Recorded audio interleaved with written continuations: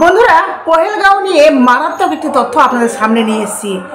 পহেলগাঁওয়ে ঠিক কিভাবে এসেছিল জঙ্গিরা, পহেলগাঁও হামলার তদন্তে উঠে এলো এক নয়া তথ্য, যা জানালেন গোয়েন্দারা। মারাত্মক একটি তথ্য, কি বললেন ওনারা, চলুন আপনাদেরকে পুরো ডিটেলসে সবটা বলবো। তার সাথে আরেকটি খুবই গুরুত্বপূর্ণ তথ্য, যে এবার জঙ্গি যোগে আটক কৃষ্ণনগরের যুবক। বুঝতে পারছেন, ভয় দেখাতে গিয়ে নিজেই পুলিশের জালে।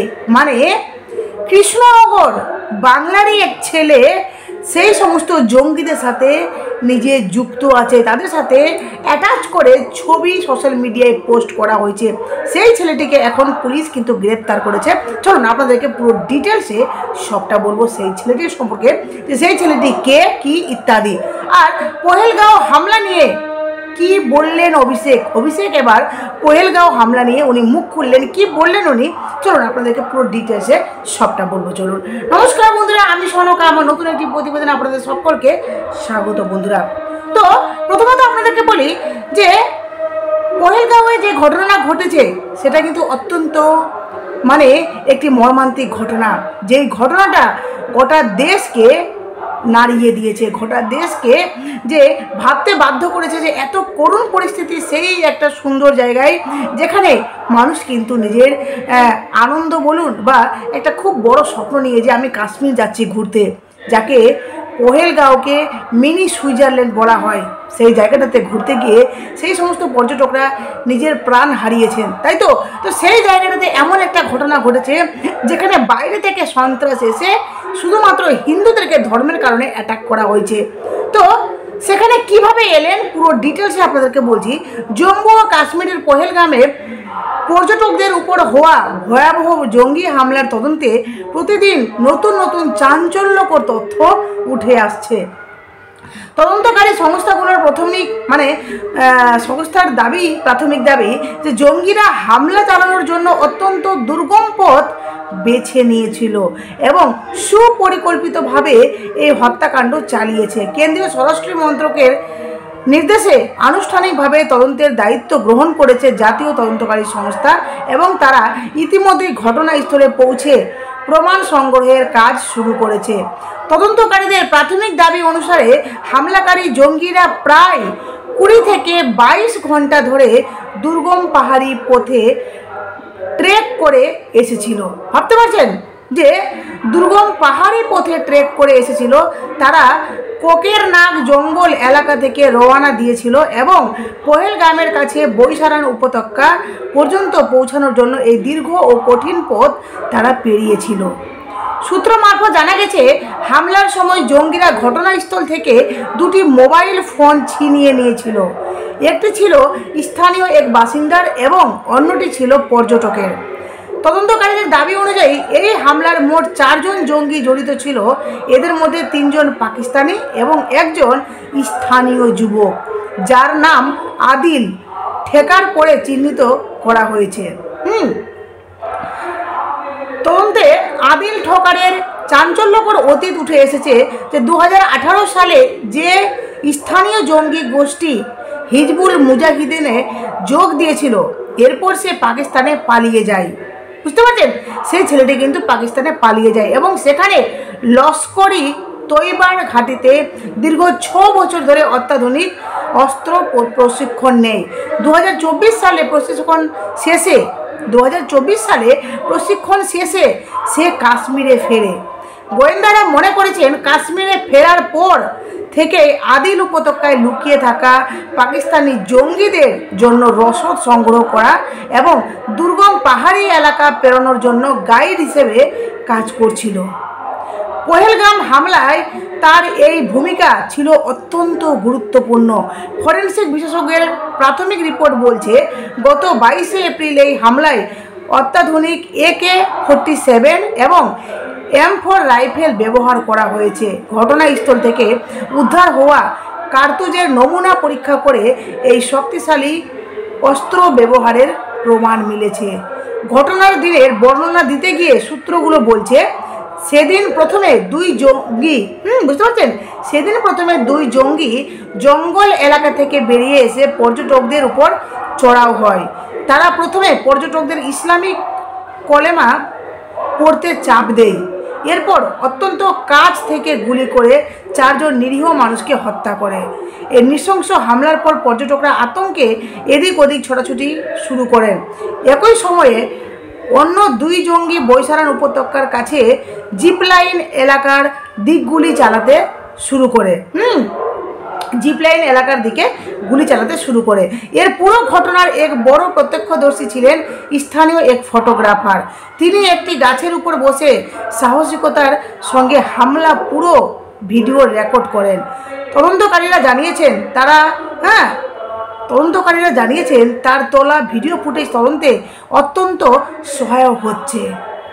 তার ফুটেজটা যিনি ফুটেজটা তুলেছিলেন সেই ফুটেজটা কিন্তু তদন্তের জন্য অত্যন্ত গুরুত্বপূর্ণ, খুবই সহায়ক হচ্ছে এবং হামলার পুরো ঘটনা প্রবাহ ও জঙ্গিদের গতিবিধি বুঝতে সাহায্য করছে। কেন্দ্রীয় স্বরাষ্ট্র মন্ত্রকের নির্দেশ পাওয়ার পর এনআইএ আনুষ্ঠানিকভাবে পহেলগাম হামলার তদন্তের দায়িত্বভার গ্রহণ করেছে। যদিও এনআইএ এর একটি টিম গত বুধবারই ঘটনাস্থলে পৌঁছে তদন্ত শুরু করে দিয়েছিল। সিনিয়র অফিসারদের তত্ত্বাবধানে ঘটনাস্থল থেকে বিভিন্ন গুরুত্বপূর্ণ প্রমাণ সংগ্রহ করা হচ্ছে। এনআইএ টিম ফরেনসিক বিশেষজ্ঞদের সঙ্গে নিয়ে বৈশারান উপত্যকার প্রতিটি অঞ্চল নিবিড়ভাবে খতিয়ে দেখছে।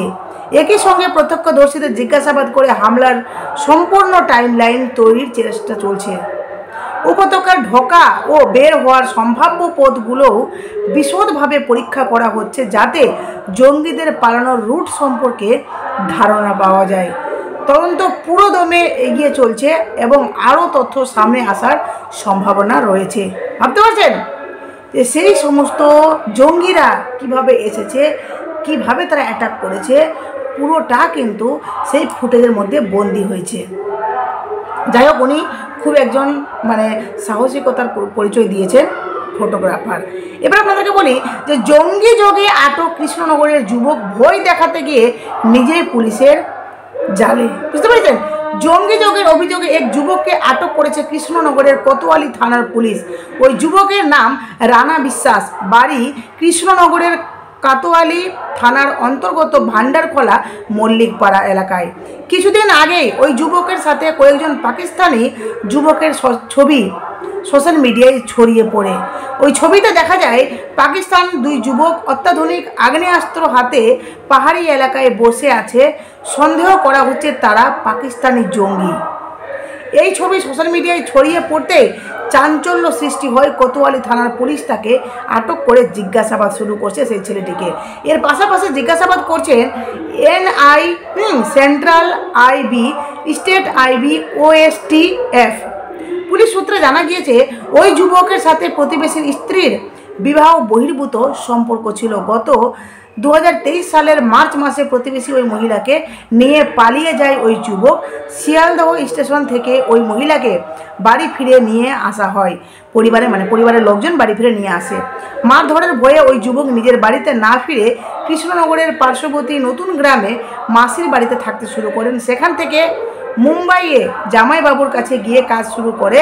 সেখানেও থেকে এক দালালের মাধ্যমে যোগাযোগ করে, বুঝতে পারছেন, টাকার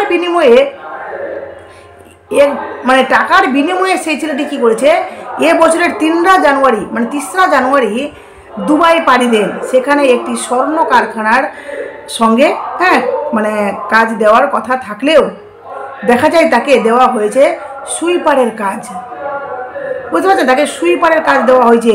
কাজ পছন্দ না হওয়ায় তিনি কাজ করেননি, ফলে আর্থিক সমস্যায় পড়েন তিনি। ওই কারখানার মেসে পরিচয় হয়ে পাকিস্তানি 2 যুবকের সাথে তাদের মধ্যে যাদের সাথে পরিচয় হয় তাদের মধ্যে একজনের নাম ছিল আমজিদ খান। তার বাড়ি পাকিস্তানের খাইবার পাখতুন এলাকায়। তারা তাকে সাহায্য করেন এবং বন্ধুত্ব তৈরি হয়। ওই 2 যুবকের সাথে অভিযুক্ত রানা বিশ্বাস একটি শপিং মলে গিয়ে সেলফি তোলেন। ওই 2 অভিযুক্ত পাকিস্তানি যুবক অত্যাধুনিক আগ্নেয়াস্ত্র সহ কিছু ছবি রানাকে দেখায়।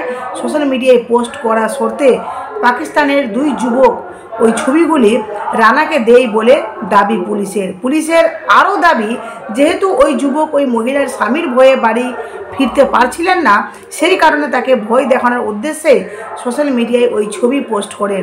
সেখানে তিনি ওই পাকিস্তানের যুবকদের পাকিস্তানি ভাই বলে উল্লেখ করে সোশ্যাল মিডিয়ায়। ওই ছবি পোস্ট করার কিছুক্ষণ পরে ভুল বুঝতে পেরে ছবি ডিলিট করে দেয় রানা বিশ্বাস, কিন্তু কেউ সেই ছবি স্ক্রিনশট রাখে। দুবাইয়ে 8 দিন থাকার পর দেশে ফিরে এসে ফের মাসির বাড়িতে থাকতে শুরু করে ওই যুবক। গত ঈদের আগে নিজের বাড়ি ফিরে আসে। এরই মধ্যে পহেলগাঁওয়ে জঙ্গি হামলার পরে সন্দেহভাজন জঙ্গিদের ছবি পোস্ট করে এনআইএ। সেই ছবির সঙ্গে পাকিস্তানি যুবকদের মিল থাকায় কয়েকদিন আগে ফের সোশ্যাল মিডিয়ায় ওই যুবকের সাথে পাকিস্তানি যুবকদের ছবি ভাইরাল হয়। সেখানে ওই যুবকের জঙ্গি অভিযোগ তোলা হয়। এরই পরিপ্রেক্ষিতে শনিবার ওই যুবককে আটক করে থানার পুলিশ। শনিবার গভীর রাতে তদন্তে যায় এসটিএফ ও রাজ্য কেন্দ্রের আইবি। পুলিশের দাবি, এখনও পর্যন্ত ওই যুবকের সাথে জঙ্গি যোগের কোনো প্রমাণ মেলেনি। তবুও দফায় দফায় জিজ্ঞাসাবাদ, পাশাপাশি ঘটনার তদন্ত চালাচ্ছেন তারা। ঘটনার পর থেকে আতঙ্কে ওই যুবকের পরিবার। এটা সত্যিকারই সন্দেহের একটা বিশাল বড় কারণ যে সেই ছেলেটির সাথে সেই পাকিস্তানি জঙ্গিদের ছবি কেন। তার থেকেও বড় কথা হলো তার সাহস কী করে হলো যে সেই ছবিগুলো সোশ্যাল মিডিয়ায় ছাড়া, ভাবতে পারছেন? আর সেই জঙ্গিগুলোর মুখ যাদেরকে সন্দেহ করা হচ্ছে বা যাদেরকে মানে পহেলগাঁও যারা হামলা করেছে তাদের সাথে ম্যাচ করছে, তাহলে বুঝতে পারছেন। আর এই ছেলেটি কিন্তু একজন শোনা যাচ্ছে যে কলেজের স্টুডেন্ট এভাবে করতে পারে। যাই হোক, সেটা নিয়ে তদন্ত করছেন পুলিশ। পুরো ডিটেলসে আপনাদেরকে অবশ্যই বলবো। আর সবচেয়ে বড় কথা হলো যে পহেলগাঁও যেটা অ্যাটাক হয়েছে সেখানে তো অবশ্যই আমাদের মানে কেউ এখানকার কেউ না থাকলে, বাংলার কেউ না থাকলে কোনো মতোই কিন্তু একজন পাকিস্তান থেকে কেউ এসে বা ওরা 4 জন মিলে বা কয়েকজন মিলে ওরা কিন্তু অ্যাটাক করতে পারে না। তো যার জন্য কেউ তো অবশ্যই আছে, যেটা তদন্ত করছেন। দেখা যাক কী হচ্ছে। আপনাদের অবশ্যই মূল্যবান মতামত কমেন্ট বক্সে দেবেন। আর অভিষেক বন্দ্যোপাধ্যায় পহেলগাঁও হামলা নিয়ে উনি মুখ খুলেছেন। উনি কি বলছেন আপনাদেরকে বলি যে কাশ্মীরের পহেলগাঁওতে নিরীহ পর্যটকদের উপর হামলার ঘটনায় কার্যত দেশ জুড়ে নিন্দার ঝড়। এবার এ নিয়ে এক্স হ্যান্ডেলে লিখলেন তৃণমূলের সর্বভারতীয় সাধারণ সম্পাদক অভিষেক বন্দ্যোপাধ্যায়। তিনি লিখেছেন, গত কয়েকদিন ধরে মেন স্ট্রিম মিডিয়ার খবরগুলি দেখছিলাম। মনে হচ্ছে একটা নির্দিষ্ট রাজনৈতিক দলের সাথে সুবিধা হয় সেটাই চেষ্টা করছেন। এখন এই রাজনৈতিক ঊর্ধ্বে ওঠার প্রয়োজন। এখন সার্জিক্যাল স্ট্রাইকের সময় নয়। তবে যে ভাষা পাকিস্তান বোঝে, বলতে ঠিক কী বোঝাতে চেয়েছেন অভিষেক সেটা অবশ্য খলসা করে দেননি তিনি। মানে বুঝতে পারছেন যে অভিষেকের মোট কথা হলো যে এমন কিছু করতে হবে যেটাতে পাকিস্তান কিন্তু যে ভাষায় বুঝে তাকে সেই ভাষায় বোঝাতে হবে। তবে বলা হচ্ছে যে কুণাল ঘোষ বলেন, সর্বভারতীয় সাধারণ সম্পাদক যা বলেছেন এটা তো একেবারে বাস্তব। এরকম টুকরো টুকরো কথা, এই বলছে এই করব, আবার বলছে ওই করব, একেবারে একটা বড় সড়ো অ্যাকশান। তাহলে সেক্ষেত্রে অভিষেক বন্দ্যোপাধ্যায় যা বলেছেন তা ইতিবাচক সঠিক কথা বলে উল্লেখ করেছেন কুণাল। অভিষেক বলছেন যে ভাষা ওরা বোঝে সে ভাষায় জবাব দেওয়া কথা। আর কুণাল বলেছেন বড়সড় অ্যাকশনের কথা। তবে শেষ পর্যন্ত সরকারি তরফে ঠিক কী পদক্ষেপ নেওয়া হবে সেটাই এবার দেখার। পাকিস্তানকে প্রতীকী হুঁশিয়ারি দেওয়ার সময় নয়, তারা যে ভাষায় বোঝে তাদের উত্তর দেওয়ার সময় চলে এসছে সে ভাষায়। এখন ফের পাক অধিকৃত কাশ্মীরকে ফের দাবি করার সময় লিখেছেন অভিষেক। বুঝতে পারছেন? তো এই ছিল গিয়ে প্রতিবেদন। যাই হোক, আপনাদের কাছে পুরো ডিটেলসে দিলাম। তবে পাকিস্তান নিয়ে মারাত্মক মিনিটে এক এক রকমের খবর আসছে। বুঝতেই পারছেন, পাকিস্তান নিয়ে বা পহেলগাঁও নিয়ে কিন্তু তদন্ত চলছে, যেটা নিয়ে মারাত্মক তথ্য আসে। আপনাদের সামনে সবটা শেয়ার করবে এক এক করে। প্রতিবেদন এখানে শেষ করলাম। অবশ্যই আপনারা নতুন থাকলে চ্যানেলটি সাবস্ক্রাইব করে নোটিফিকেশন অন করে পাশে থাকবেন।